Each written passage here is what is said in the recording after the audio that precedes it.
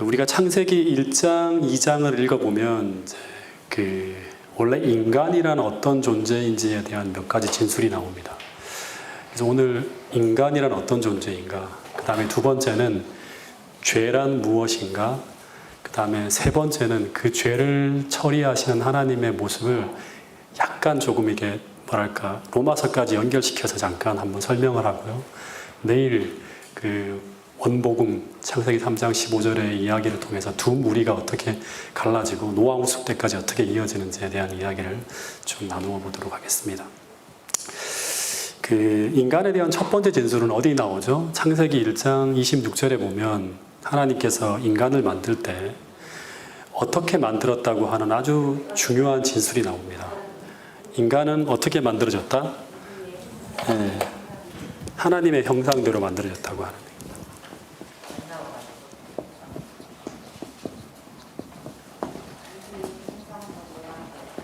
네. 흙으로 만들어졌지만 동물도 인간도 다 흙으로 만들어졌죠. 그죠? 하지만 인간이 특별히 다른 점은 인간은 하나님의 형상대로 창조된 존재라고 하는 거예요. 이 하나님의 형상이라고 할 때 이 형상이라고 하는 단어는 히브리어로 첼렘이라고 하는 단어를 사용하는데 이 말은 인간의 마음과 감정과 외모가 전부 하나님을 모델로 해서 만들어졌다고 하는 진술입니다. 이 말은 쉽게 말하면 이런 말이에요. 인간은 하나님의 마음과 하나님의 뜻과 하나님의 생각을 깨닫고 이해할 수 있는 존재라는 말이에요. 근데 이 말이 오늘 우리에게 무엇을 말하는 것일까? 생각을 해야겠죠. 왜 이런 진술이 있을까? 자꾸 생각을 해서 하나님에 대해서 찾아야 돼요. 왜 하나님은 인간을 하나님의 형상으로 창조했을까요? 이 이야기는 정말 중요한 메시지를 오늘 우리에게 주고 있습니다. 이 말은 하나님은 인간을 만들 때 우리를 어떤 도구로 이용하기 위해 만드신 것이 아니라 하나님은 인간이 하나님의 마음을 이해하고 하나님의 감정을 느끼며 하나님과 대화하며 교제할 수 있는 존재로 만들었다고 하는 거예요. 네. 하나님과 교제가 가능한 존재예요. 네. 이게 바로 인간이에요, 인간. 네. 그러니까 이것이 하나님이 우리를 하나님의 형상대로 창조했다는 진술 속에 담겨 있는 굉장히 중요한 의미입니다. 오래전에 제가 동작중앙교회에서 한 청년과 침례 공부를 하고 있었는데 그 청년이 공부 도중에 제게 이런 질문을 합니다. 목사님, 하나님은 왜 인간을 만드셨나요? 라는 질문이었어요. 여러분, 하나님께서 우리를 왜 만드셨는지 어떤 목적으로 만들었는지를 아는 것은 중요한 일일까요? 대단히 중요한 일이에요. 네. 왜냐하면 우리가 어떤 목적으로 창조되어졌는가 하는 이것은 우리의 존재의 목적을 규정하는 일이자 하나님과 우리 사이의 관계를 결정짓는 것이기 때문에요. 굉장히 중요한 거예요. 동물이 왜 만들어졌는지 다 목적이 있죠. 그죠? 존재의 목적이 있습니다. 네. 여러분, 다시 한번 묻겠습니다. 하나님께서 왜 인간을 창조하셨나요? 하나님의 일을 하라고? 하나님을 위해 봉사하라고? 만약 하나님께서 인간을 이런 도구적 목적으로 창조하셨다면 하나님은 굳이 인간을 하나님의 형상대로 만들 필요가 없어요. 그냥 뭐로 만들면 되죠? 로봇으로 만들면 돼요. 로봇으로. 네. 그리고 또 하나, 만약 우리가 그러한 목적으로 창조되었다면 인간이 죄로 망가졌을 때 하나님은 절대로 인간을 구원하기 위해서 당신의 아들을 십자가에 달려 돌아가시게 하지 않았을 것이라고 하는 거예요. 왜냐하면 만일 우리가 그런 도구적 존재였다면 하나님은 망가진 것을 그냥 버리면 돼요. 똑같은 것을 새 것으로 만들면 되는 겁니다. 근데 성경을 보면 하나님께서 그렇게 하지 않으셨다고 하는 거예요. 하나님은 우리가 잃어버린 바 되었을 때 하나님께서는 우리를 포기할 수가 없어서 하나님의 아들이 돌아가시는 엄청난 일을 통해서 우리를 다시 구원하려고 하셨다고 하는 거예요. 근데 이것이 바로 우리가 처음 창조될 때 우리라는 존재가 하나님에게 어떤 존재였는지를 보여주고 있는 것이에요. 그러니까 이 하나님의 형상이라고 하는, 형상대로 창조됐다고 하는 이 이야기는 인간이 어마어마하게 귀한 존재로 만들어졌다고 하는 거예요. 여러분, 창세기 1장과 2장의 진술을 보면 하나님께서 인간을 만드실 때 그 모든 것들이 다 누구를 위해 만들어지고 있어요? 인간을 위해서. 네. 그래서 하나님이 보시기에 좋았더라, 좋았더라 하면서 계속 그런 말을 하고 있는 거예요.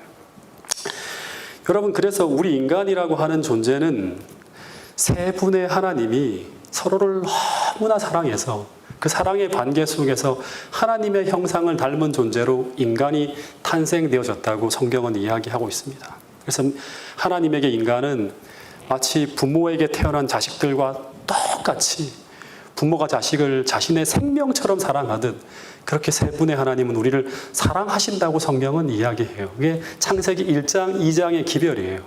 근데 이 이야기가 성경 전편을 타고 흘러가는 이야기이자 성경의 제일 주제입니다.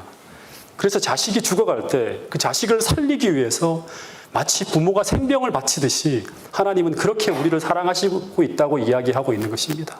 여러분, 이것을 꼭 확신하게 될 수 있기를 간절히 바라겠습니다. 이것이 바로 십자가의 이야기이죠. 그래서 하나님은 오늘 우리가 제일 먼저 이 하나님의 사랑을 깨닫고 그리고 당신과 사랑으로 교제하며 이 하나님과 교제를 회복해야겠죠. 그렇죠? 그리고 영원하게 행복하게 살아가는 그런 삶을 살아가기를 소망하고 계신다고 성경은 이야기하고 있습니다. 이런 삶을 살아가는 것을 가지고 우리는 하나님과 뭐 한다? 동행한다고 하는 거예요. 동행. 그리고 이 동행이 이 하나님과 동행하는 이 동행이 영원을 통해 이어지는 걸 가지고 뭐라고 하죠? 영생이라고 하는 거예요.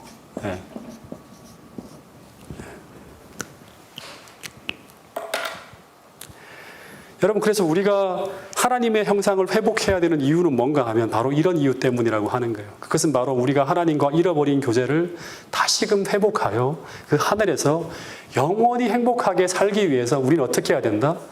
하나님의 형상을 회복해야 된다고 하는 거예요.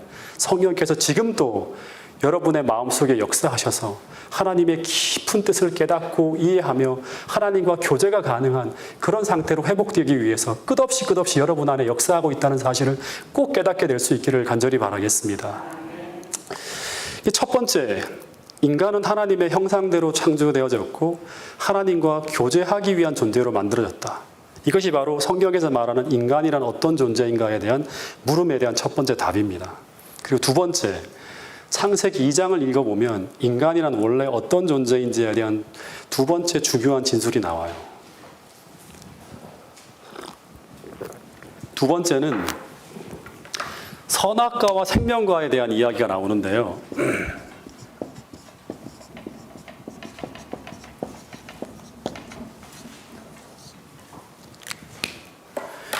이 선악과와 생명과의 이야기를 통해서 인간이란 어떤 존재에 대한 아주 중요한 진술이 던져지고 있는데 그것은 한마디로 말하면 인간의 생명은 전적으로 하나님께 의존되어져 있다고 하는 거예요.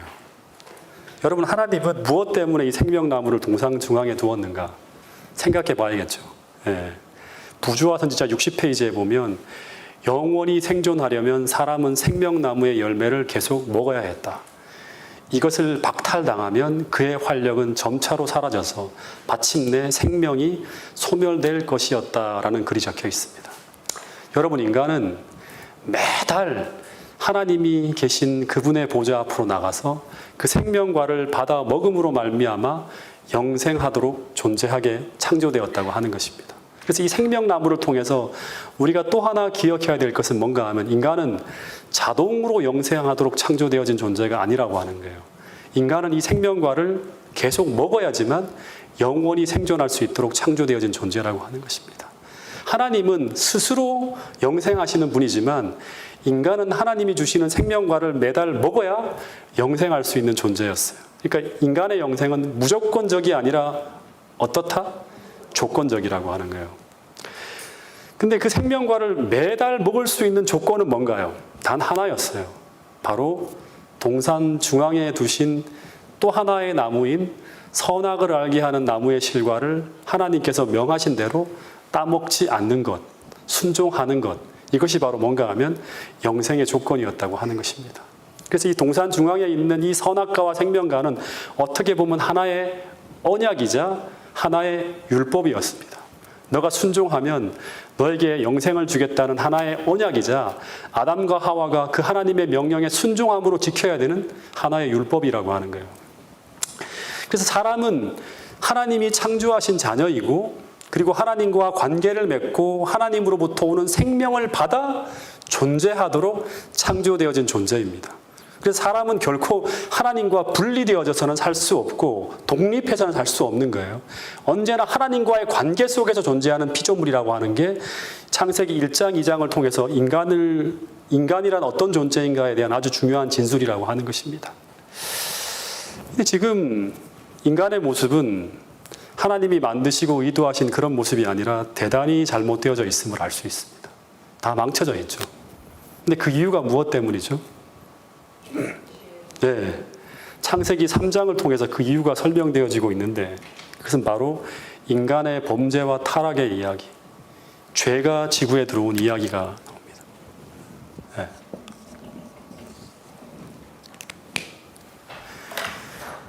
근데 그런 고상하고 하나님의 형상대로 창조되어진 인간이 왜 죄를 짓고 타락하게 되었는가?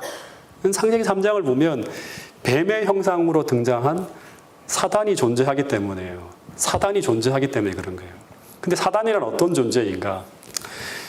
조금 나가야 될 분량이 있기 때문에 그냥 제가 설명을 할게요. 이사야 14장 12절부터 14절에 보면 사단이라고 하는 존재는 이런 마음을 품고 살아가는 존재라고 합니다. 이사야 14장 12절부터 14절에 보면 사단은 원래 하나님에 의해 창조된 광명한 천사인데, 그 존재의 마음속에 이런 마음이 풍기면서 사단이 되었다고 해요. 그 마음이 어떤 마음인가 하면, 이게 어떤 마음이죠?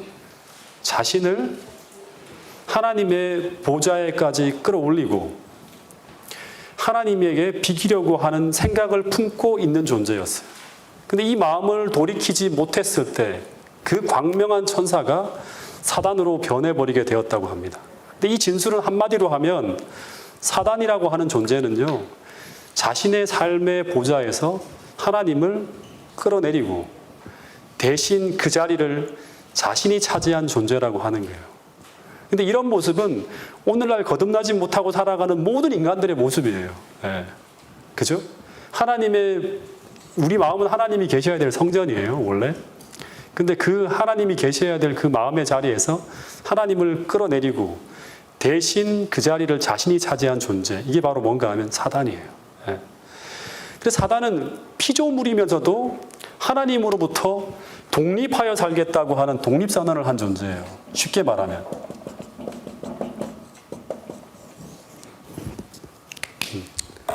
그러니까 피조물인데 난 하나님의 뜻대로 살지 않고 내 마음대로 살겠다고 독립선언을 한 존재가 바로 누군가 하면 사단이에요. 근데 이 주장을 하늘에서 펼칠 때 요한계시록 12장에 보면 이에 동조해서 하늘 천사의 3분의 1이 동조하게 됩니다. 그래서 하늘에서 전쟁이 벌어지게 되는데, 이 전쟁이 바로 무슨 전쟁이에요? 선과 악의 대쟁투라고 하는 거예요. 근데 하늘에서 시작되어진 이 전쟁이 땅으로 옮겨지면서 벌어진 이야기가 바로 창세기 3장의 이야기입니다.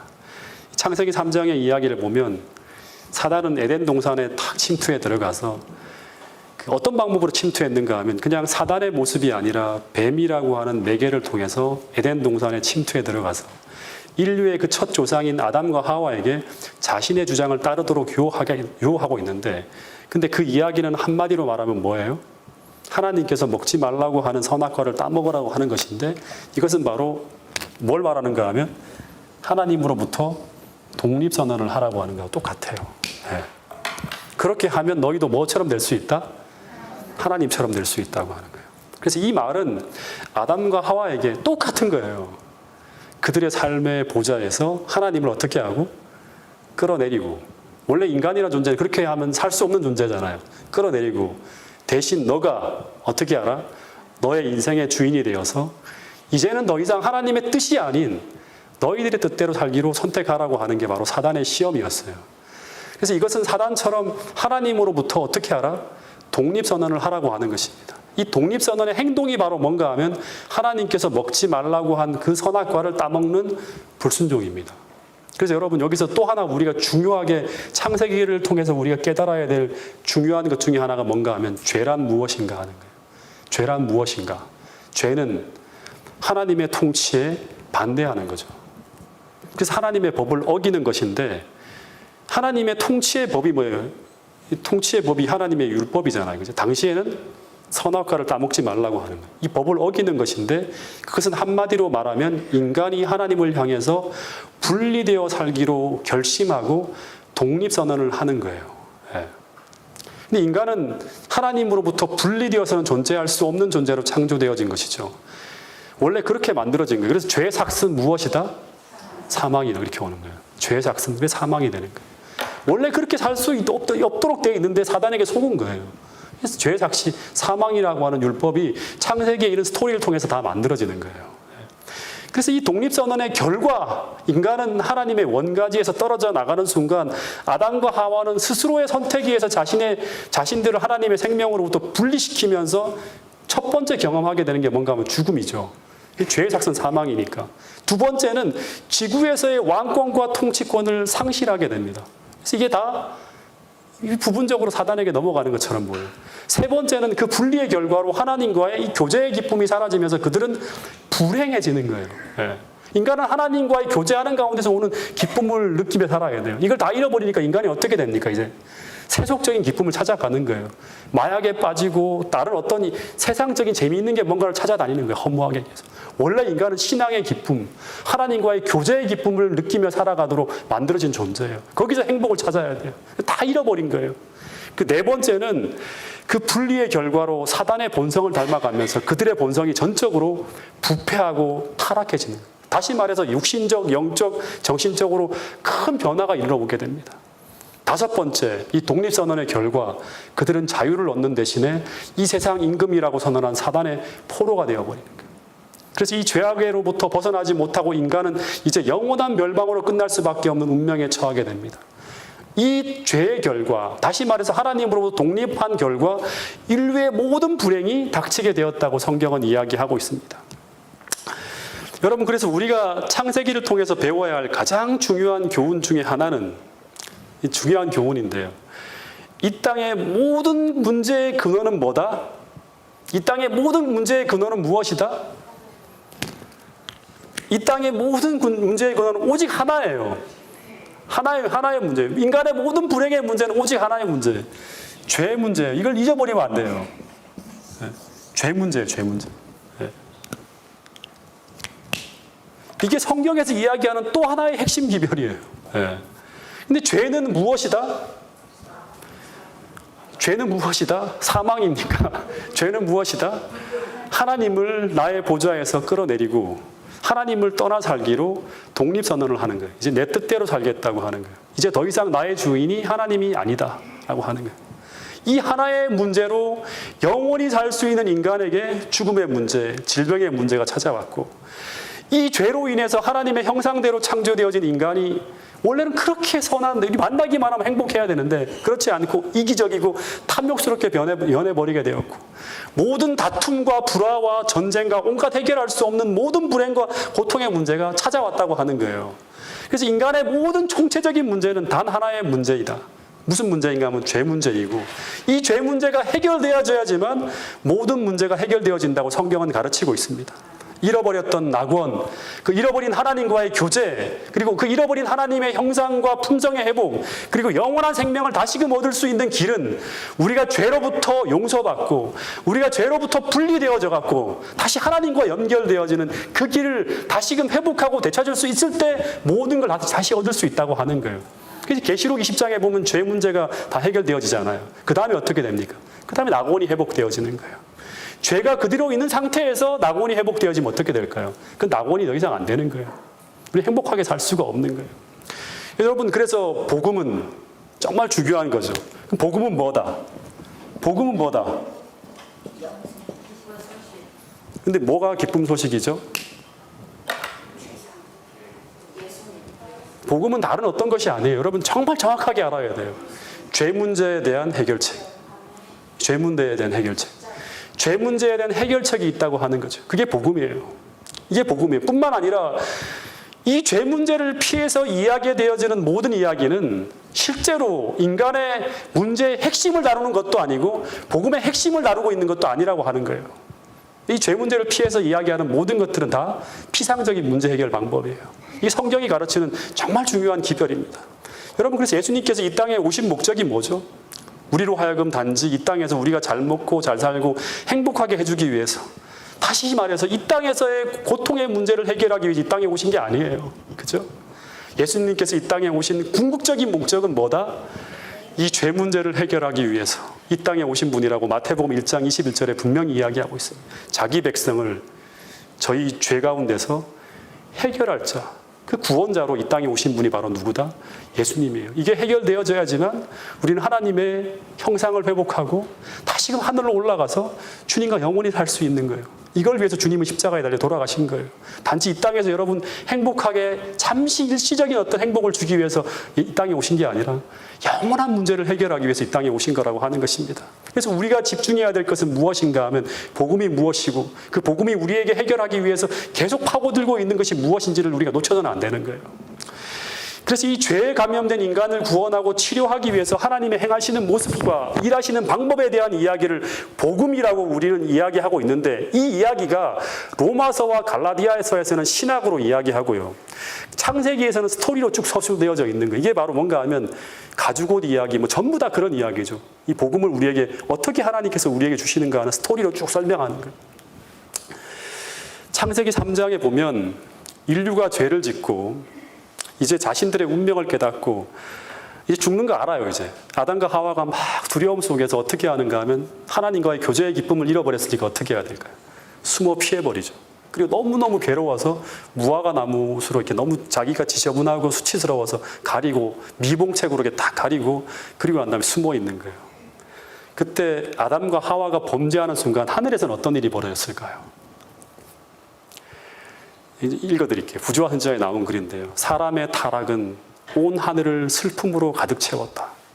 하나님께서 창조하신 세계는 죄의 저주로 시들었고 비참하게 죽을 운명에 처한 존재들이 살게 되었다. 율법을 범한 자들의 피할 길은 없는 것처럼 보였다. 천사들은 찬양의 노래를 그쳤다. 하늘 궁정 전체가 죄가 가져온 황폐 때문에 통곡하고 있었다. 다 울고 있는 거예요. 이제 인류랑 영원히 이별해야 되기 때문에. 근데 이 모습이 창세기 3장에서 아담과 하와가 범죄했을 때 하늘에서 벌어진 일과 그 분위기입니다. 근데 이때 하나님께서 어떻게 하시는가? 이제 이게 바로 뭔가 하면 복음 이야기예요. 하나님이 행동하시는 거예요. 하나님이 아담과 하와가 이제 죽을 것이라 생각하고 울고 있을 때, 이제 피할 길이 없다고 생각하고 숨어 있을 때, 그때 하나님이 어떻게 하셨습니까? 생각해 보세요. 어떻게 하셨죠? 이게 전부 다 교리적으로 만들어져서 구원론이 만들어지는 거예요. 어떻게 하셨다? 하늘에서 가만히 계시지 않고 어떻게 하셨다? 잃어버린 인간들을 찾아가서 어떻게 하시죠? 그들을 부르시는 장면이 나옵니다. 이게 창세기 3장 9절에 보면 아담아 아담아 내가 어디 있느냐 찾는 거예요. 하나님. 아담아 아담아 내가 어디 있느냐. 성경이 가르쳐주는 구원의 원리의 그 첫 번째 이야기는 바로 뭔가 하면 구원은 뭐에서 시작된다? 하나님의 부르심이라고 하는 거예요.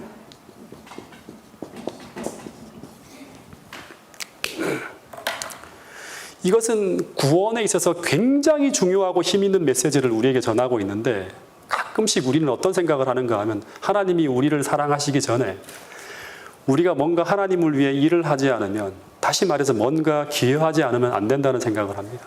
그래서 하나님 앞에 나가려면 하나님께서 감동을 받을 만큼 어떤 선행을 하거나 지각 정성을 보여야지만 하나님께서 나에게 감동을 받고 그리고 나를 받아주시고 나를 축복해 주실 것이라는 이런 생각을 갖고 살아가는 사람들이 많이 있다고 하는 거예요.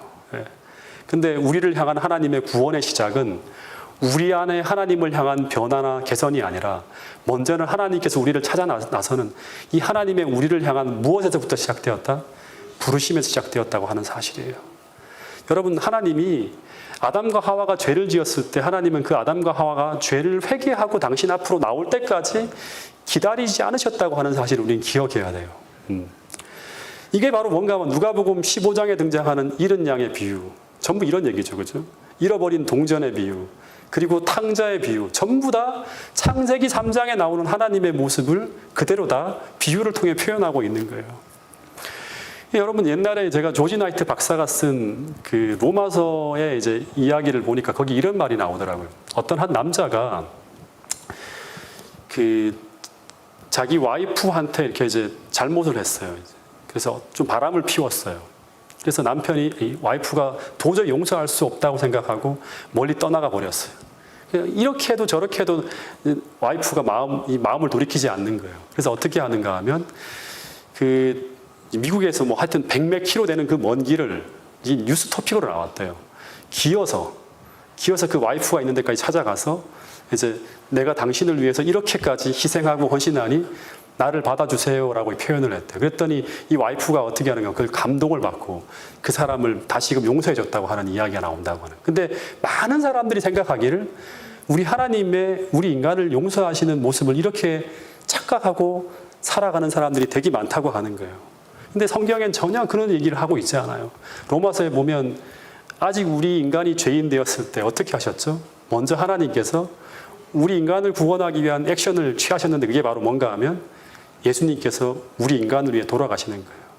그래서 하나님께서 이 인간을 향한 하나님의 구원의 첫 번째 단계, 이 하나님의 부르심을 바울은 뭐라고 표현하는가 하면 은혜라고 표현을 해요. 은혜. 이 은혜에서 구원이 시작되었다고 하는 거예요. 이 은혜에서.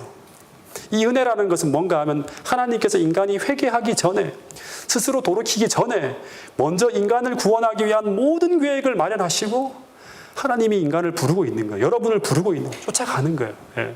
그게 사도 바울이 에베소서 2장 8절에서 이렇게 표현하고 있죠. 같이 한번 볼까요? 이 말씀은요.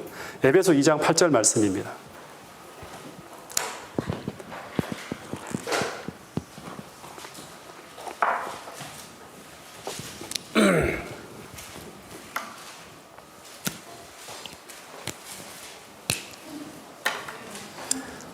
에베소 2장 8절 말씀입니다. 같이 한번 읽어보겠습니다. 시작.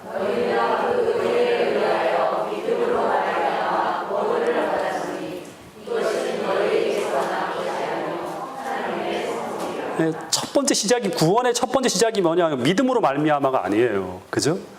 믿음으로 말미암아가 아니에요. 무엇을 믿어야 되는가? 그 시작이 뭐냐면 그 은혜를 인하여라고 하는 거예요. 은혜를 인하여. 예. 그 하나님이 만들어주신 그 구원의 그 풍성한 선물, 이거를 다 하나님께서 만들어주신 것을 어떻게 한다? 우리가 믿음으로 받아들이고, 무로 말미암아, 그 다음에 이제 구원을 받게 된다고 하는 거예요. 그럼 이제 중요한 것, 이제 몇 가지를 좀 더 살펴볼게요. 하나님께서 우리를 위해 베풀어 놓으신 이 구원의 선물을 우리가 어떻게 받을 수 있을까? 어떻게 받을 수 있을까요? 이것은 바로 이 나를 부르시는 그 하나님의 사랑의 음성을 듣게 될 때, 아담과 하와가 들었죠, 그죠? 그 부르심에 어떻게 하는 것? 우리가 의지적으로, 중요한 게 의지적으로, 우리의 의지가 있어야 돼요. 의지적으로 반응하는 것. 그러니까 하나님이 우리를 부르시면서 손을 내밀었을 때 그 부르심에 우리가 의지적으로 반응해서 그걸 붙잡는 것. 이것을 가지고 성경에서는 뭐라고 말하는가 하면 믿음이라고 말해요. 믿음. 예. 그리고 이 믿음의 반응의 결과가 무엇이다? 구원이라고 하는 거예요. 그래서 가죽옷이 입혀지는 거예요. 이제 이 이야기는 내일 제가 좀 설명을 좀 해드리도록 할게요. 그래서 이 믿음으로 말미암아 구원을 얻는 그 첫 단계에서 이 믿음으로 말미암아 그 벌어지는 세 가지 일이 성경에 있다고 얘기해요. 우리가 믿음을 정말 나타내는가? 하나님께 진짜 우리가 정말 믿음으로 그걸 하나님이 베푸신 그 구원의 선물을 받아들이는가? 이건 죄 문제 같이 우리가 연결해서 깊이 생각해야 될 세 가지 것이 있어요. 이걸 잘 생각하지 않는 경우들이 많아요. 그래서 우리가 실제로 구원을 받았는지 못 받았는지, 나는 진짜 믿음으로 살아가는지 아닌지 헷갈릴 때가 참 많아요. 믿음으로 우리가 하나님의 그 구원의 선물을 붙잡을 때, 믿음으로 반응할 때 우리에게 나타나는 첫 번째 모습은 바로 뭔가 하면 자복과 굴복이에요. 자복과 굴복. 이제 정로의 계단에 보면 자세하게 나오거든요. 자복과 굴복한다는 건 뭐예요? 내가 하나님 앞에 내 의지로 항복하는 거예요. 예. 이것은 내가 스스로의 힘으로는 죄 문제를 해결할 수 없는 전적으로 무력하고 절망적인 죄인이라는 것을 깊이 자각하는 거예요. 예. 이게 안 되면 쉽지 않아요. 왜냐 그러면 내가 이제 내 자아를 내려야 되거든요. 그 주님이 다시금 내 보좌에 들어오셔야 돼요. 그러려면 어떻게 해야 될까요? 항복해야죠. 철저하게 자아를 이렇게 내려놔야 돼요. 그게 그 과정 속에 첫 번째 등장하는 게 뭐냐면 자복과 굴복이에요. 예. 이 죄가 얼마나 우리 속에 깊이 뿌려내려 있고, 그리고 도저히 스스로는 해결해 나올 수 없는 이 죄에 중독된 존재라는 것을 인식하는 가운데 예수님 앞에 자복하고 굴복하는 것인데, 이 자복과 굴복을 다르게 표현하면 내가 예수님이 필요한 존재라는 것을 아주 깊이 인식하는 거예요. 이걸 심령의 가난함이라고 하는 거예요. 의에 줄이고 목마른 자라고 하는 그런 표현으로 성경에 표현되어지기도 합니다. 그리고 더하여서 주님 앞에 이제는 내 뜻대로 살지 않고 주님 뜻대로 살겠습니다라고 고백하는 것, 이걸 뭐라고 하죠? 자아를 어떻게 하는 거죠? 포기하는 것, 혹은 자아를 내려놓는 것이라고 표현하고 있습니다. 이것은 하나님께로 돌아가기 위한 필수적 과정으로 반드시 우리 안에서 나타나야 될 것이라고 합니다. 이걸 피해가면 안 돼. 이 피해가면 우리는 구원의 확신을 가질 수가 없어요. 왜냐 그럼 나는 계속 여전히 내 뜻대로 살고 있기 때문에요. 이것을 자아 포기 혹은 자아의 죽음이라고 하는데, 바울이라는 사람이 구원론에 대해서 굉장히 상세하게 서술하고 있죠. 갈라디아서 2장 20절에 이걸 정확하게 표현하고 있어요. 이걸 자아를 뭐에 못 박음? 십자가에 못 박음이라고 하는 거예요. 그래서 내가 그리스도와 함께 십자가에 못 박혀는 이게 뭐예요? 내가 하나님 앞에 철저히 자복하고 굴복한다고 하는 거예요. 내 자아를 십자가에 못 박았다고 하는 거예요. 그런즉 이제 내 안에는 누가 사는 것이 아니라 내가 사는 것이 아니라, 죄는 뭐예요? 독립선언을 한 거잖아요. 하나님을 끌어내리고 내가 내 자신의 주인이 된 거예요. 그게 아니라 돌아간다는 거예요. 다시금. 이제는 내 안에 내가 사는 게 아니에요. 내 안에 누가 사신다? 예수님께서 원래 그 자리로 돌아오신 거예요. 더 이상 사단의 뜻대로 살지 않는 거예요.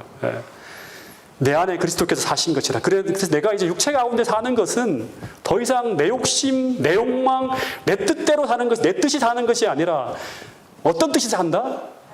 나를 사랑하사, 나를 위하여 자기 몸을 버리신 그리스도의 뜻과 바람을 따라 사는 것이 바로 무슨 삶이다? 구원받은 삶이에요. 자복과 굴복하고 하나님이 내 안에 들어오셔 살아가는 삶이라고. 그래서 우리가 구원하는 과정에 믿음으로 주님을 붙잡는다. 다시 말하면 하나님의 구원의 선물을 내가 믿음으로 받아들인다고 하는 과정 속에 첫 번째로 나타나야 될 것이 바로 뭔가 하면, 창세기를 쭉 연구해 보면 죄는 내가 내 인생의 주인이 된 거예요. 그러니까 이게 먼저 내려가야 돼요. 그래야지만 주님께서 운전하시는 삶이, 구원의 삶이 나타나는 거예요. 첫 번째로 이게 안 되면 대부분 그리스도인으로서의 정상적인 신앙생활을 할 수가 없어요. 어쩌면 이 신앙의 첫 번째 단계 속에서 일어나는 이 자아를 굴복하고 포기하고 내려놓는 이 일은 예수님이 들어오시는 길이 예비되어지는 거예요. 그래서 침례 요한이 예수님이 오시기 전에 먼저 뭐 하는 거예요? 이 자아를 굴복하고 철저하게 회복하고 회개하고 자복하라고 하는 설교가 먼저 나가는 거예요. 그런 다음에 천국이 들어오는 거예요. 천국이 우리 안에 들어오는 길이 만들어지는 거예요. 그런데 이 일은 우리가 그리스도인으로 탄생되어지는 과정 속에서 일어나야 할 부수적인 일이 아니라 무슨 일이다? 필수 불가결한 과정이에요. 근데 이 과정이 생략되어졌을 때 어떤 일들이 벌어지고 있는가 하면, 오늘날 교회 안에 많이 양상되어지는 이상한 그리스도인이 자꾸 만들어지는 거예요. 이게 다 뭔가 하면 모든 위선, 실제로는 내 욕망이 가득해요. 근데 그렇지 않은 척 살고 있는 거죠. 바리새주의, 율법주의, 형식주의, 세속주의, 모든 신앙생활 속에서 벌어지고 일어나는 모든 잘못되고 비정상적인 신앙의 모습이 대부분 여기서 만들어지는 거예요. 그러니까 우리 지금 저녁부터 우리 정로의 계단 공부하죠. 생애의 빛, 그죠? 이 과정이 자세하게 단계적으로 설명되어져 있어요. 근데 하나하나가 건너뛰는 일이 아니라 참 좋은 글이다 하는 게 아니라 우리가 반드시 받아들이고 이 과정에 충실하게 따라가야 될 정말 중요한 어떤 과정들이 담겨 있다고 하는 것입니다. 여러분, 오늘 우리가 그리스도인이라고 하면서도 예수님이 아닌 여전히 나의 자아가, 이 자아가 나의 마음의 보좌에 앉아서 내 인생을 그리스도의 뜻이 아닌 내 뜻과 내 욕망대로 운전하고 있다면 그 사람의 주인은 자기 자신이지 그리스도께서 그 사람의 주인이 아닌 거예요. 구주라고 말하는 건 아니죠. 내가 내 인생의 주인인데. 비록 우리가 쓰러지고 넘어지고 한다 할지라도 회개하면서 우리가 자복하고 계속 하나님 앞에 나가는 사람들이 바로 어떤 사람인가 하면 정상적인 그리스도인이에요. 투쟁을 해야 되는 거예요. 여러분, 다시 말합니다. 그리스도인은, 다시 말하면 복음을 받아들인 사람은 어떤 사람이다? 내 뜻대로 사는 사람이 아니라 그리스도의 뜻대로 사는 사람이에요. 이걸 창세기 3장 15절에 자세하게 공부할 거예요. 두 종류의 신앙인이 만들어집니다. 여러분, 그래서 오늘 여러분의 마음속에 이게 행복이거든요. 원래 인간은 그렇게 살아야지만 정상적으로 하나님의 축복과 은혜 속에 살아갈 수가 있는 거예요. 그래서 우리가 왜 하나님의 축복이 내게 내리지 않지? 왜 내가 신앙생활 하는데 은혜가 없지? 그렇다면 다시 한번 이 하나님께서 우리에게 요구하는 이 하나하나의 과정이 정말 내가 믿음대로 제대로 하나님께 그 구원의 요청에 초청에 반응하고 있는지를 살펴야 된다고 하는 것입니다. 그래서 오늘 우리가 이 자아를 주님 앞에 굴복하고 내려놓으며 주님을 향해서 우리의 손을 내밀 때 또 하나, 제가 주님이 전적으로 필요합니다. 이젠 주님 뜻대로 제가 살겠습니다. 주님 저를 고쳐주세요. 주님의 모든 수술을 제가 받아들이겠습니다. 저를 고쳐주세요. 주님 도와주세요. 라고 이렇게 구원의 손을 내밀 때 또 하나, 주님께서 어떻게 하시는가 하면 당신의 아주 찬란한 십자가의 사랑을 우리에게 밝히 보여주시면서 그동안 내 뜻대로 살아온 나의 죄를 어떻게 하는?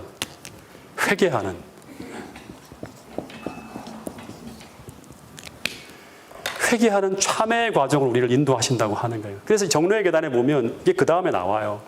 자복과 굴복, 회개 이렇게 나와요. 그래서 우리가 믿음으로 그 하나님의 사랑의 부르심에 반응하여 그 앞에 나오게 될 때 첫 번째 자아를 굴복하게 되고 두 번째로는 이 동시에 일어나는 거예요. 바로 내가 죄인이라는 것을 깊이 느끼며 회개하는 거예요. 이 회개하는 거. 참되고 진실한 그리스도인이 되는 과정 속에서 정말 중요한 과정이 이 자아를 하나님 앞에 굴복하는 것과 또 하나는 뭔가 하면 진실하게 회개하는 거예요. 이 회개가 정말 진실하게 깊이 이루어져야지만 우리가 정말 진실한 그리스도인이 될 수 있는데 이 기초가 부실하게 되면 어떻게 되는가 하면 우리가 하나님을 경험하고 체험하는 부분들이 굉장히 피상적이 될 수 있어요. 왜냐 그러면 이게 바로 뭔가 하나님께로 돌아가는 거예요. 그러니까 온전하게 돌아가기 위해서는 어떻게 해야 될까요? 철저하게 자복하고 회개해야겠죠. 여러분, 우리가 예수님을 만나기 전에 우리가 해야 될 정말 중요한 게 바로 뭔가 하면 하나님과의 관계를 온전히 회복하는 거예요. 재림교회 기별 중에 재림교회 교회에 보내는 마지막 시대의 기별 중에 라오디게아 교회에 보내는 기별과 또 하나가 뭐냐 그러면 우리 대속죄일이라고 우리가 지금 지성소 시대라고 하죠. 세천자의 기별을 얘기하는데 대속죄일이라고 하는 게 뭐예요?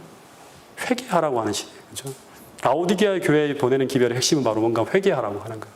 주님과의 온전한 관계를 회복하고 정말 내 인생의 주인이 내가 아니라 주님이 되어지고 그렇게 살지 못하는 것을 진실로 참회하면서 하나님 앞에 돌이키는 이 관계의 회복이 이루어져야지만 우리가 재림 준비를 확실하게 할 수 있는 거예요.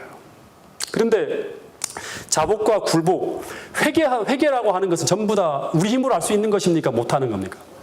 다 뭐로 이루어진다? 하나님의 은혜로 이루어지는 것이지만 하나 확실한 것은 뭐냐 그러면 이 정말 중요하게 이해를 해야 돼요. 그 모든 과정에 다 뭐가 필요하다? 우리의 의지적인 반응이 있어야 한다고 하는 거예요. 그래서 믿음으로 한다고 하는 건 뭐예요? 하나님의 손을 내미는 거예요. 우리의 신성과 인성이 같이 연합해서 그 과정을 이루어내는 거예요. 우리가 멍하니 있으면서 어떤 것도 우리의 의지를 표현하지 않으면 그거는 안 돼요. 그래서 이 하나님의 초청과 인도하심에 우리가 의지적으로 반응하며 따라가는 그것을 성경에서 뭐라고 한다? 믿음이라고 한다. 이 자꾸 기억해야 돼요.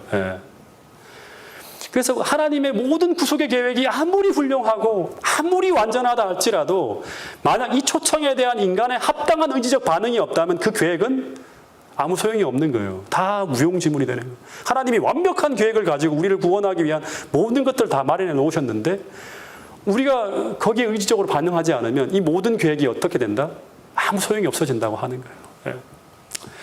여러분, 그래서 우리의 본성이 여전히 추하고 우리의 감각은 여전히 죄되지만 그러나 우리가 나의 모든 죄를 대신하여 돌아가시는 그리스도를 믿고 내 모든 죄를 주님 앞에 내려놓고 회개할 때 주님은 당신의 십자가의 공로를 통해서 그들의 죄된 모습을 보지 아니하시고 그리스도를 통하여 거듭난, 다시 말해서 그리스도의 의의 옷을 입고 있는, 이 가죽옷을 입고 있는 무죄한 우리를 보심으로 말미암아 우리를 의롭다고 칭해 주신다고 해서 하나의 용어가 만들어지고 있죠. 이게 뭐죠?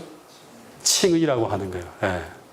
칭의는 의롭다고 칭해지는 것. 이것은 다른 말로 말하면 너희 용서받았다, 너희 무죄하다고 하는 것을 선언하는 거예요. 법정 용어라고 해요. 근데 문제는 우리가 정말 이 칭의를 경험했는지 안 했는지 어떻게 알 수 있는가 하는 거예요. 이거 알 수 없나요? 우리가 칭의를 경험했는지 안 했는지 어떻게 알 수 있죠? 알 수 없나요? 이거 구원의 확신과도 관계되는 거죠. 여러분 이거 믿습니까? 믿습니다. 여러분 구원 받았습니다. 이렇게 한다고 구원을 받은 건가요? 네. 여러분 다시 말합니다. 칭의를 경험하기 전에 반드시 선행되어져야 될 것이 무엇이다? 믿음으로 반응하는 거라 했죠. 네. 자복과 굴복과 회개라고 하는 것인데 이 회개에 대한 한 가지만 더 우리 공부하고 그리고 우리 저녁 식사를 하도록 하겠습니다. 신약 성경에 보면 제가 이 회개가 무엇인가 정로의 계단의 내용들이 자세하게 나와 있기 때문에 그걸 자세하게 한번 돌아가셔서 한번 묵상하는 마음으로 한번 읽어보세요. 이 회개라고 하는 것이 무엇인가 하면 신약 성경에 회개라고 하는 단어가 메타노이아라고 하는 단어를 써요. 메타노이아.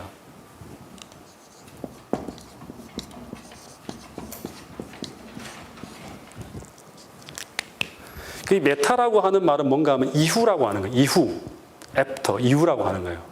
그리고 그 노이아라고 하는 것은 뭔가 하면 마음을 나타내는 누스라고 하는 단어예요. 노이아라 마음. 이 두 단어가 합성되어진 거예요. 다시 말하면 이거를 이제 문자 그대로 풀면 이후의 마음이라고 하는 거예요. 이후의 마음. 그러니까 그 전의 마음이 아니라 이후의 마음. 이건 뭐예요? 마음의 변화를 의미하는 거예요. 회개라고 하는 것은 이전에 죄된 욕망이 사라지고 그리스도의 마음, 성령께서 주시는 새로운 마음을 받는 거죠. 이게 성경에 보면 자세하게 나와 있어요. 이 회개라고 하는 이 단어의 성경적 의미는 뭔가 하면 새로운 길에 들어선 새로운 마음이라고 하는 의미예요. 이전과 다른 욕망과 이전과 다른 마음이 회개를 통해서 내 안에 들어오는 거예요. 그럼 우리가 어떻게 될까요? 이전에 막 진짜 너무너무 미워하는 사람이 있는데 주님 제가 이 마음을 회개하고 싶어요. 버리고 싶어요 하고 밤 기도할 때 진실하게 회개할 때 자복하고 굴복하고 회개할 때 어떤 마음이 들어온다? 새로운 마음이 들어오는 거예요. 그러면서 내가 진짜 이 죄로부터 회개했구나. 이전에 보면 막 진짜 불타는 정욕적인 마음이 있는데 이 마음이 회개하고 주님 앞에 내놓을 때 새로운 마음이 들어오는 거예요. 이게 바로 뭐예요? 회개하는 거예요. 회개가 이루어 새로운 마음을 받는 거예요. 그래서 회개하라. 그리하면 어떤 일이 벌어진다? 예수님께서 우리에게 그리스도께서 우리에게 들어오신다고 하는 거예요. 이게 예수님이 직접 들어오는 게 아니라 주님의 마음이 들어오는 거죠. 그리고 유쾌하게 되는 때가 주로 주 앞으로부터 이르게 된다고 하는 게 뭐예요? 정말 내가 하나님께 간합되었구나. 내가 새로운 마음을 받았구나. 내가 진짜 주님의 이 회개를 통해 주님께 간합되었구나 하는 이런 마음이 바로 뭐예요? 성결케 되어지는 이 거룩한 마음이죠. 이게 들어올 때 우리는 진짜 성결한 기쁨을 우리가 얻을 수 있는 거예요. 그래서 이 회개라고 하는 이 단어의 성경적 의미는 바로 뭔가 하면 새로운 길에 들어선 새로운 마음이라고 하는 거예요. 이전과 다른 욕망, 이전과 다른 마음이 회개를 통해 내 안에 들어오는 거예요. 근데 이거는 내가 노력해서 얻는 것이 아니라 어떻게 된 거예요? 외부에서 들어온 거죠. 그죠? 외부에서 들어온 거예요. 여러분 이게 돌아가서 한번 찾아보세요. 로마서 6장 4절에서는 그리스도와 함께 죄에 대하여 죽고 장사되는 자가 얻게 되는 새 생명 가운데서 행하는 마음이라고 해요. 새 생명 가운데서 행하게 하는 거예요. 새로운 생명이 들어온 거예요. 새로운 생명. 로마서 8장 2절에서는 예수 안에 있는 생명의 성령의 법이라고 해요. 다시 말하면 죄의 법칙이 깨어지고 새로운 생명의 법칙이 내 안에 놓여지는 거예요. 이게 바로 뭔가 하면 거듭난 사람, 회개한 사람에게 주님께서 주시겠다고 약속하신 새로운 법칙이에요. 그 법칙을 따라 우리가 살아가게 되는 거예요. 예레미야 36장에서는 율례를 행하게 하는 마음이라고 해요. 그러니까 다시 말하면 하나님의 뜻대로 주님께서 주시는 이 법칙이 내 마음속에 새겨지는 거예요. 성령을 통해 새겨지는 거예요. 무엇하면 참되게 회개하게 될 때 새로운 마음이 들어와서 새로운 하나님의 율법이 내 마음속에 새겨지는 거예요. 이게 바로 뭔가 하면 율례를 행하게 하는 마음이라고 해요. 새로운 언약, 새 언약, 다시 말하면 거듭난 사람들, 진실로 회개하는 사람들의 마음속에 하나님께서 주시겠다고 약속이에요. 이게 이제 내일 공부하게 될 창세기 3장 15절에서 뱀과 원수가 되게 하는 거예요. 다시 말하면 사단과 원수가 되게 하는 마음이에요. 사단과 적극적으로 투쟁하게 만드는 그런 마음을 우리 마음속에 넣어준다고 하는 거예요. 이전까지는 죄가 너무나 좋아요. 죄가 유혹으로 들어오면 그냥 굴복해 끌려가는 거예요. 죄의 권능 속에 사로잡혀 살아가는 사람이 이제는 죄와 더불어 투쟁하게 만드는 마음이 우리 마음속에 넣어주겠다고 하는 게 바로 뭐다? 이게 바로 뭔가 하면 원복음이에요. 그리고 이 마음을 우리가 받아야지만 우리가 어떤 사람이다? 이제는 여자의 후손, 다시 말하면 복음을 받아들인 사람이라고 우리 확신하며 살 수 있다고 하는 거예요. 이런 마음이 없는데, 이런 투쟁하는 마음이 없는데 내가 그리스도인이라고, 내가 구원받은 사람이라고 확신하는 것은 어불성설이에요. 마지막 때 그 사람이 어떤 사람인지가 드러나게 될 때가 온다고 하는 거예요. 주님께서 다 알곡과 가라지를 이렇게 심판하실 때 전혀 회개하지도 않고 믿음으로 주님 앞에 반응하지도 않고 여전히 내 욕망대로 내 뜻대로 살아가는 내가 주인인 사람인데 자기가 그리스도인이라고 얘기를 하면서 주님 왜 내가 구원받지 못합니까 말할 때 주님께서는 우리가 그렇지 않은 사람이라고 하는 것을 보여주실 것이라고 하는 거예요. 여러분, 그래서 여전히 우리의 본성은 추하고 여전히 죄악에 반응하고 여전히 연약하여 쓰러지는 죄된 본성을 가지고 있는 인간이지만 우리가 우리의 자아를 포기하고 우리 삶의 운전대를 주님께 넘겨드리고 그리고 회개하며 나아갈 때 주님은 우리 마음속에 전적으로 새로운 길에 들어설 수 있는 마음, 들어선 마음, 그런 마음을 넣어주시겠다고 하는데 이 마음은 제가 그냥 해석해 보면 죄를 미워하는 마음이에요. 창세기 3장 15절에 죄를 미워하는 마음이 내 마음속에 들어와야 돼요. 또 이거를 다른 표현으로 하면 그리스도를 사랑하는 마음이에요. 그리고 주님 뜻대로 살고자 하는 마음이에요. 이런 마음이 우리 마음속에 들어와야지만 넣어주신다고 했잖아요. 이게 바로 뭔가 율례를 행하게 하는 마음이고 뱀과 원수가 되게 하는 마음이고 이게 바로 생명의 성령의 법이고 새 생명 가운데서 행하게 만들어주겠다고 약속하는 거예요. 곳곳에 나와 있는 거예요.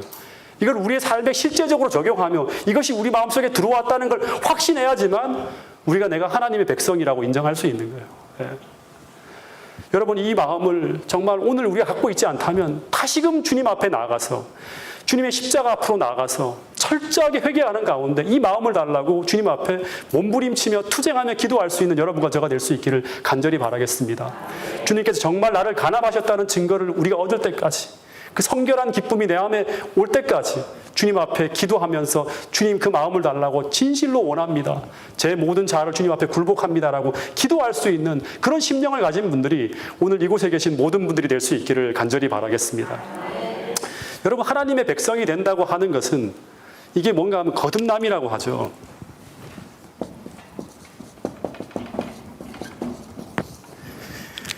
거듭난다고 하는 것은 한마디로 말하면 뭐예요? 다시 태어난다. 새로 태어난다고 하는 거잖아요. 이것은 뭘 의미하는 거예요? 어떻게 하면 다시 태어날 수 있죠? 한 생명이 죽어야 되는 거예요. 예. 그래야지만 새로운 생명이 태어나는 거예요. 그래서 이 과정 속에 제일 중요한 게 뭘까요? 뭐가 죽어야 되죠? 자아가 죽는 거예요. 거듭났다고 하는데 자아가 죽지 않았으면 주님이 우리를 뜻대로 할 수가 없죠. 빚을 수가 없죠. 예. 그래서 믿음으로 말미암는 구원과 믿음으로 말미암아 살아가는 것, 그러니까 이 구원의 과정에서 가장 우리에게 걸림돌이 되는 게 뭔가 하면 자아예요, 자아. 예. 근데 이 우리가 믿음으로 말미암아 구원받는 것, 믿음으로 말미암아 살아가는 것, 주님께서 우리에게 새 생명을 주시기 위해서 언제나 하나님께서 우리를 재창조하시기 위해서 주님께서 우리에게 다가오실 때, 우리의 구원의 선물을 내미실 때 언제나 요구하는 것이 무엇인가 하면 이제는 너가 아니라 오직 그리스도. 이제는 내가 아니라 오직 그리스도. 다시 말하면 이제는 내가 아니라 오직 그리스도께서 내 안에 사는 삶을 요구하시는 거예요. 그래야지만 주님께서 우리를 운전할 수 있고 하나님의 뜻대로 우리가 살아갈 수 있도록 새로운 역사를 쓸 수 있는 거예요. 근데 이게 안 되니까 계속 이상한 역사가 만들어지는 거예요. 교회 안에서도 정상적인 그리스도인이 태어나지 않는 거예요. 그러니까 교회가 계속 문제가 생기는 거예요. 회심한 교인들이 자꾸 사라지는 거예요. 거듭난 사람, 참된 그리스도를 경험하는 정상적인 그리스도인, 복음을 받아들인 사람들이 자꾸 희귀해져가는 세상이 만들어지니까 이제는 정상적으로 살지 않는 사람들이 정상적인 그리스도인처럼 나타나는 그런 교회가 만들어지는 거예요. 그게 오늘날 모든 교회의 문제인 거예요. 예. 여러분, 오늘 여러분들이 이곳에서 정상적인 그리스도인이 받는 그 축복들, 그 은혜들을 반드시 이곳에서 누리고 돌아갈 수 있게 되기를 간절히 바라겠습니다.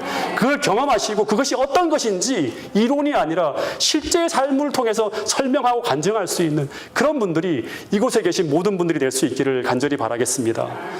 이런 믿음으로 살아가기로 결심하는 사람들에게 내려지는 선물이 무엇인가 하면 성령께서 우리 마음속에 내주하시며 우리에게 선물로 주시는 하나님의 의라고 하는 선물이에요. 하나님의 의. 하나님의 의의 반대가 뭘까요?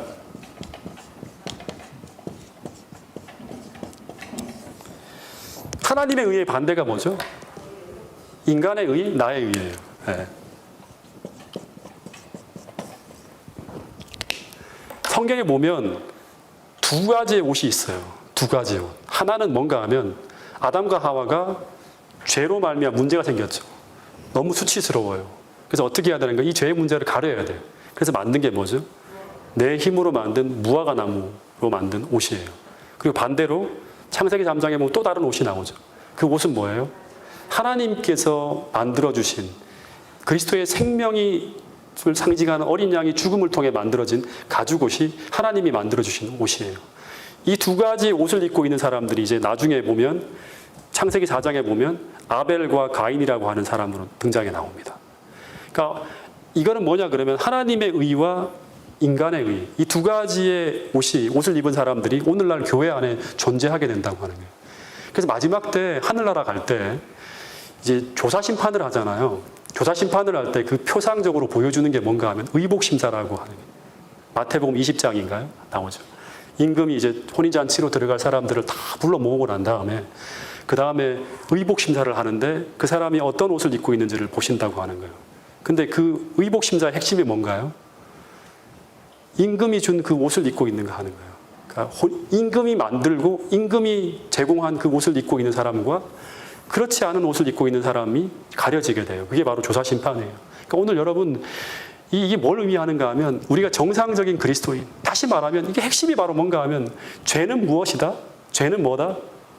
인간은 뭐다? 인간은 원래 어떤 존재다? 인간이라고 하는 존재는 하나님을 의지하여야지만 살 수 있는 거예요. 하나님과 관계를 맺어야지만 행복할 수 있고 하나님과 독립해서 살 수 없는 존재라는 게 창세기를 통해 우리에게 던져주는 굉장히 중요한 메시지예요. 근데 죄는 뭐다? 사단은 하늘로부터 뭐를 선언한 거예요? 독립선언을 한 거예요. 하나님의 통치의 율법에 따라 살지 않겠다. 이제는 내 마음대로 내가 원하는 세상을 만들겠다. 내 인생을 내 뜻대로 하겠다고 하는. 여기에 감염되어져서 이 사상에 감염되어진 존재가 바로 누구다? 아담과 하와예요. 그래서 우리가 하나님께로 돌아가기 위해서는 어떻게 해야 된다? 어떻게 해야 된다? 철저하게 자복하고 굴복해야 돼요. 하나님께서 우리를 구원하기 위해 가지고 오신 그 선물을 받기 위해서 오늘 나의 생각과 나의 뜻과 내 방법대로 살려고 하는 것들을 철저히 포기하고 그렇게 했더니 너무 불행해서 못 견디겠어요. 주님, 제 인생을 제 힘대로 못 살겠어요. 당신의 은혜가 필요합니다. 이제는 주님의 은혜 아래 살겠다고 고백하면서 주님 앞에 철저하게 내 방법과 내 계획을 다 내려놓고 주님의 뜻을 받아들이고 하나님의 복음을 받아들이고 주님께서 다시금 내 인생의 주인이 되어지는 그 사람에게 주님께서 어떻게 하시는가 하면 하나님의 의의 옷을 제공한다고 하는 거예요. 이것은 바로 뭔가 하면 칭의와 더불어서 성화까지를 포함하는 거예요.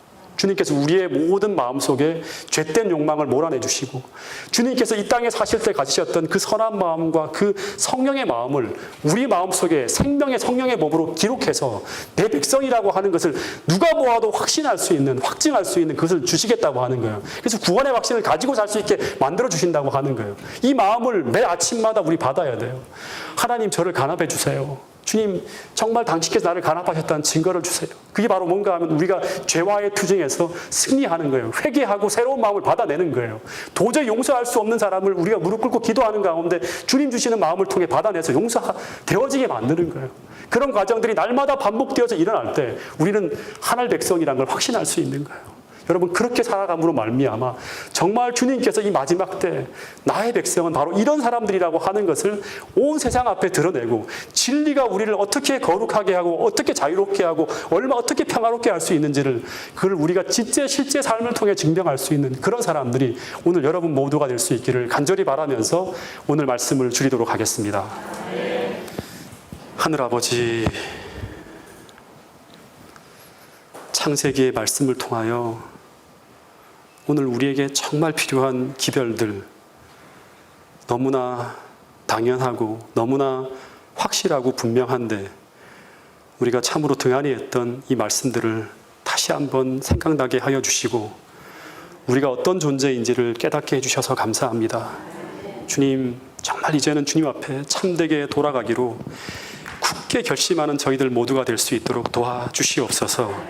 주님 앞에 자복하고 굴복하게 하여 주시고 주님 뜻대로 살지 못하고 나의 욕망대로 살아갔던 그 모든 죄를 철저하게 회개하게 하여 주셔서 주님, 성령을 체험하고 경험하는 것이 무엇인지를 우리가 실제적으로 우리의 마음속에 새로운 마음이 들어오는 것을 경험하고 체험함을 통하여 알게 하여 주시고 느끼게 하여 주시고, 주님, 우리가 정말 주님과 교제하며 행복하게 살 수 있는 그런 존재로 우리가 회복되어지게 하여 주시옵소서. 이 다니엘 빌리지에서 머무는 동안 주님, 정말 주님과의 교제의 기쁨이 충만한 신앙의 기쁨을 회복한 그러한 사람들로 거듭나게 하여 주시고, 신앙하는 것이 행복하다는 것을, 주 안에 기뻐하는 삶이 무엇이라고 하는 것을 우리가 이론이 아니라 실제의 삶을 통해서 경험하는 사람들이 오늘 우리 모두가 될 수 있도록 도와주시옵소서. 남은 모든 일정에도 주님 성령으로 충만케 하여 주셔서 내내 하나님께서 함께 하시는 것을 생생하게 경험하는 그런 시간이 될 수 있도록 축복해 주시옵기를 예수님 이름으로 기도드렸습니다. 아멘.